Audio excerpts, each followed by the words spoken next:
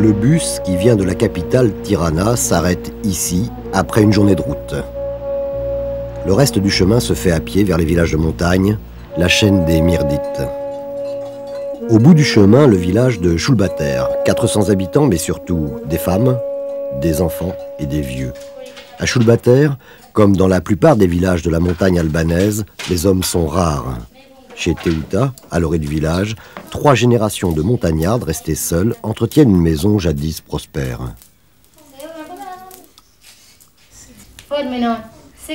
Parle, grand-mère, comment c'était à ton époque? Comment ça se passait quand tu avais mon âge? J'ai passé ma vie entre la montagne, le travail, les champs, la maison.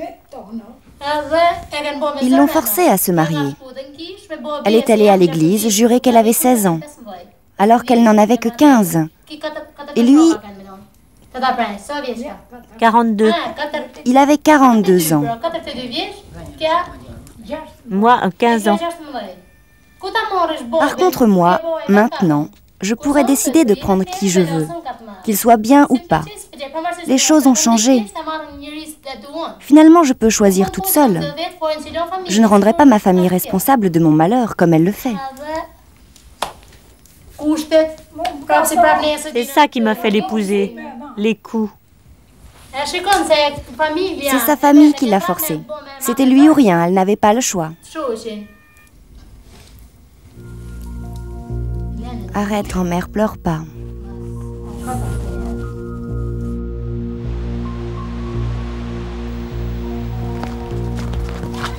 À Shulbater, comme dans toute l'Albanie, les paysans travaillaient dans les coopératives socialistes. Depuis la chute du régime, les terres ont été privatisées. Du maïs, du fourrage pour les bêtes, des pommes de terre, des choux pour les humains. La terre est pauvre. Sibé, la belle-sœur du chef du village, a 60 ans. Pour la première fois de sa vie, elle possède un lopin de terre et 2 vaches.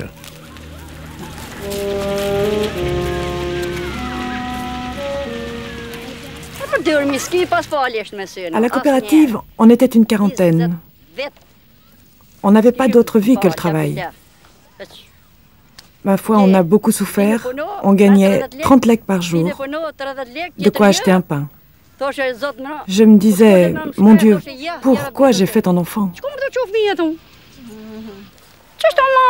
J'en ai 9. 3 garçons ont émigré pour cultiver la terre, comme ici. Avec l'argent de ceux qui sont partis, nous pouvons acheter ce qui nous manque. Sinon, on n'a rien.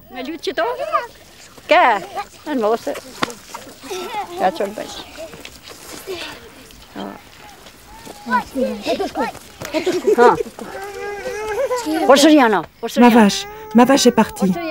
Les enfants, allez la chercher.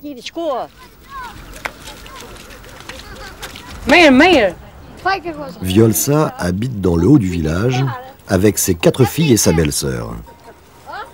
Le seul homme de la maison, c'est son petit dernier. Tous les hommes sont partis travailler là-bas. Mon mari et mon beau-frère aussi. Aidez-nous, aidez-nous avec de l'argent, on ne veut rien d'autre. Si je n'avais qu'un enfant, j'aurais quitté la montagne moi aussi. Je serais allée là-bas. Comme les hommes. Mon mari est parti en Grèce il y a des mois. Pourquoi? Pour manger.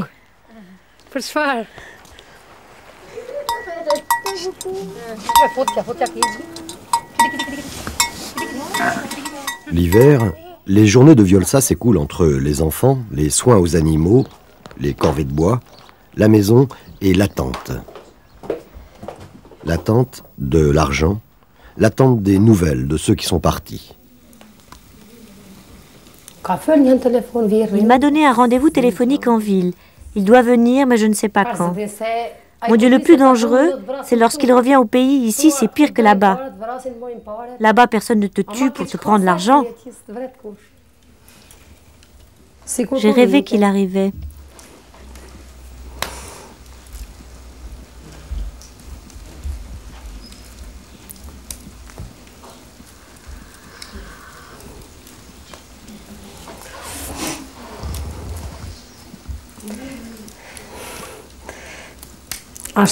Mais la route est si dangereuse.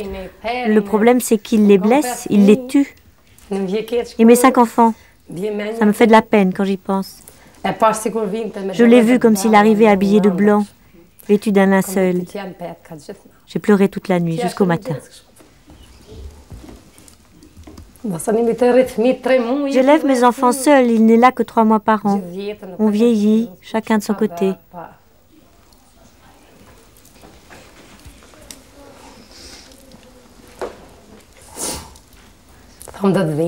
Je me dis, il va venir, peut-être dans un mois. Tu veux continuer ?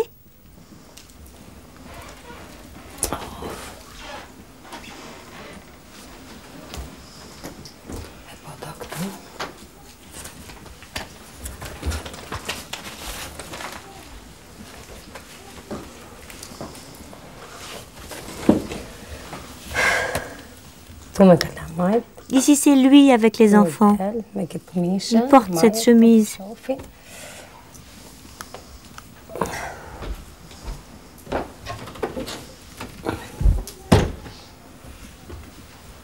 Je la garde près de ma tête.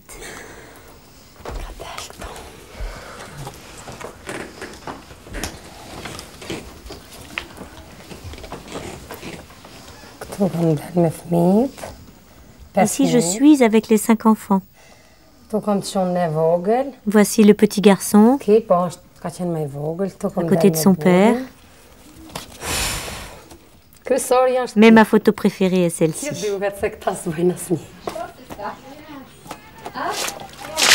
Chez Violsa, le confort est rudimentaire. Il n'y a pas l'eau courante. Mais lors de son dernier passage, son mari est revenu avec une surprise pour qu'elle se sente moins seule. Mon mari a apporté la télé. Et bien sûr, nous avons la parabole. Quand on regarde la télé, on a l'impression d'être si loin du monde, ici à la montagne. Lorsqu'on voit les cuisines, les voitures et tout le reste, n'en parlons pas. Ça me fait du chagrin. C'est à te dégoûter de la vie. Il n'y a plus qu'à mourir quand on voit tout ça à la télé. Dès que les gens ont découvert le monde à la télé, ils ont commencé à partir vers l'étranger, à fuir. Certains se sont noyés en fuyant, et les autres. Ils sont tous partis où ? L'État n'a rien organisé. Une moitié par la mer, l'autre moitié assassinée. C'est comme ça. Les rares hommes restés dans la montagne descendent chaque matin louer leurs bras en ville. Les autres, croyant que traverser l'Adriatique était aussi facile que d'enjamber un torrent, ont fui en Italie, en Allemagne, n'importe où, car ici, il n'y a plus rien. Les usines ont été pillées et abandonnées à la chute du communisme et du régime dictatorial d'Enver Hoxha.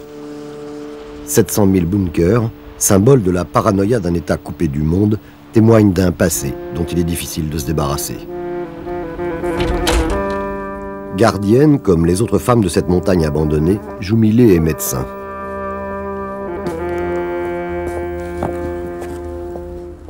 Chaque jour, quel que soit le temps, elle arpente les chemins boueux pour faire la tournée des 5 villages dont elle a la charge.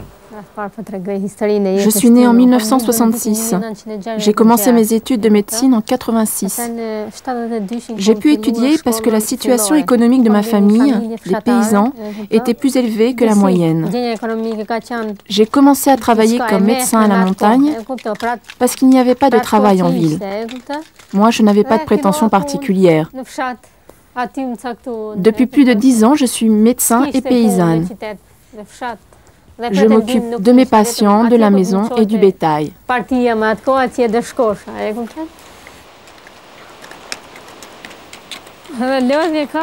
C'est fatigant de monter. Ça dépend du temps. Quand il fait beau, ça peut aller, mais quand il fait mauvais, il y a les difficultés naturelles qui s'ajoutent à la mauvaise route. La boue, par exemple, la neige. Imaginez les urgences à minuit.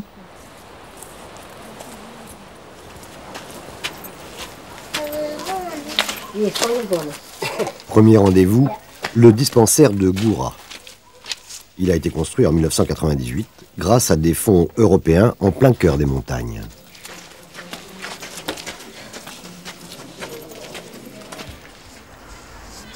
Je reste là. C'est moi qui suis responsable de la sécurité. Joumilé travaille avec 4 infirmières formées durement sur le terrain. Souvent, elle n'a qu'à compléter les ordonnances pour le remboursement par la sécurité sociale. C'est bien d'avoir un dispensaire, mais on aurait surtout besoin d'une voiture pour les urgences. Comment faire pour transporter les femmes ici des autres villages et aller à l'hôpital quand un accouchement est difficile?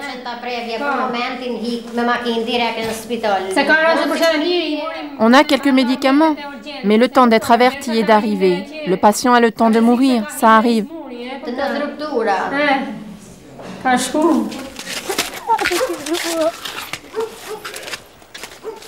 Dans ce monde de femmes, les derniers hommes de la montagne ont gardé leurs privilèges. La religion qui retrouve son pouvoir et le cheval ou l'âne pour se déplacer. Mais c'est seul et à pied que le docteur continue sa tournée.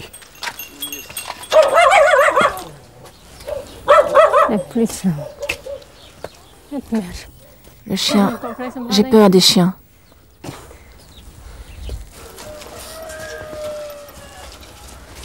Vieni. Vieni. Hanno ficate assai grosse dall'impatto.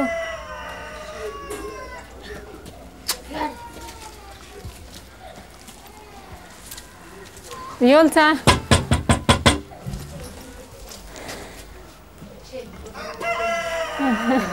Yes.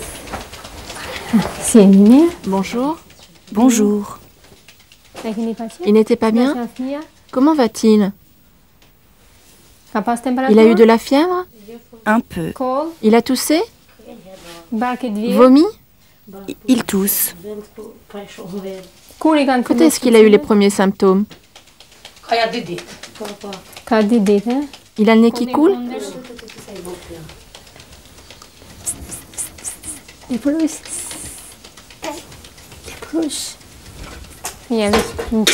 C'est une petite bronchite, rien de grave. Tu lui donneras un antibiotique 3 fois par jour, une cuillère à café et un quart de paracétamol pour la fièvre.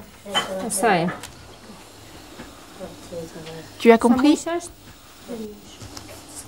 À bientôt. J'espère qu'il va aller mieux, mais ne t'inquiète pas, ce n'est qu'une petite grippe. Et tiens-moi au courant s'il ne guérit pas.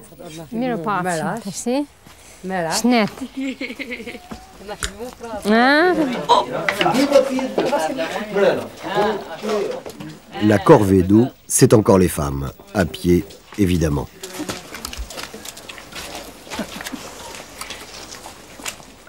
« 16 ans et des rêves plein la tête, Lumia et Mimosa descendent chaque jour à la source. Et même si l'eau est partout, faute d'argent, on attend toujours les canalisations.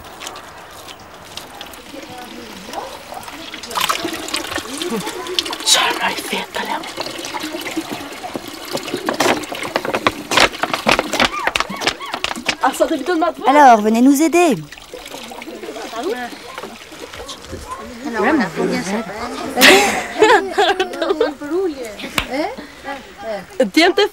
Les hommes trouvent ça avilissant d'aller chercher l'eau.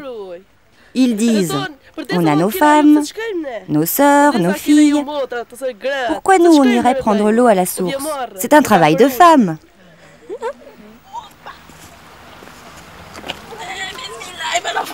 Pour approvisionner une famille de 10 personnes, Lumia et Mimosa portent chacune un tonneau de 23 litres, et toujours avec une bonne humeur à toute épreuve.